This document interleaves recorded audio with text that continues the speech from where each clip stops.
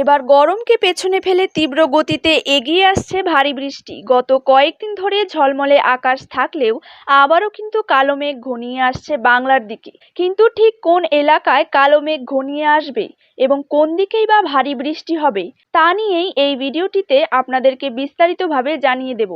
বিস্তারিতভাবে জানতে অবশ্যই ভিডিওটিকে শেষ পর্যন্ত মনোযোগ সহকারে দেখবেন এবং আপনি আপনার জেলার যে কোনো গুরুত্বপূর্ণ খবরের আপডেট সবার আগে পেতে হলে অবশ্যই আপনার জেলার নামটি কমেন্ট বক্সে লিখে জানাবেন এবং চ্যানেলটিকে সাবস্ক্রাইব করে পাশে বেল আইকনটিকেও প্রেস করে রাখবেন।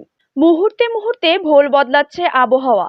একদিকে যেখানে রোদে জ্বলছে দক্ষিণবঙ্গ, সেখানে উত্তরবঙ্গে ঝড় বৃষ্টির সতর্কতা জারি করেছে। আগামী 2 থেকে 3 ঘন্টায় উত্তরবঙ্গের বেশ কয়েক জেলায় বৃষ্টি হবে। তালিকায় রয়েছে আলিপুরদুয়ার, কোচবিহার এবং জলপাইগুড়ি। আবহাওয়া দপ্তর সূত্রের খবর, উত্তরবঙ্গের জেলাগুলিতে হালকা থেকে মাঝারি বৃষ্টিপাতের সম্ভাবনা থাকছে। পাশাপাশি ঘন্টায় 30 থেকে 40 কিলোমিটার বেগে বইতে পারে হাওয়া।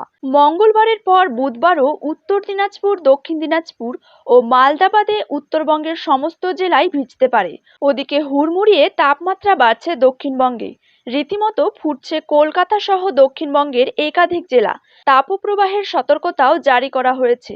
আপাতত আর দক্ষিণবঙ্গে বৃষ্টির সম্ভাবনা নেই। এবার কেবলই বাড়বে তাপমাত্রা। গোটা সপ্তাহ জুড়ে তাপপ্রবাহের পরিস্থিতি থাকবে। কলকাতায় সর্বোচ্চ তাপমাত্রা 38 ডিগ্রিতে পৌঁছতে পারে, আর পশ্চিমবঙ্গের জেলাগুলিতে 40 ডিগ্রির গণ্ডি পেরোবে।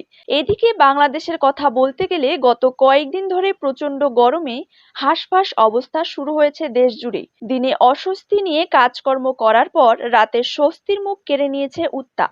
এমন পরিস্থিতি থেকে স্বস্তি পেতে অনেকেই অপেক্ষা করেছিলেন বৃষ্টির। তাদের সেই অপেক্ষার অবসান ঘটিয়ে গতকাল চট্টগ্রাম ও সিলেট বিভাগের বিভিন্ন স্থানে নেমে এসেছিল বৃষ্টি। তবে গতকাল একটু আরামদায়ক পরিস্থিতি থাকলেও আজ থেকে আবারও ভ্যাপসা গরমে কাটাতে হবে।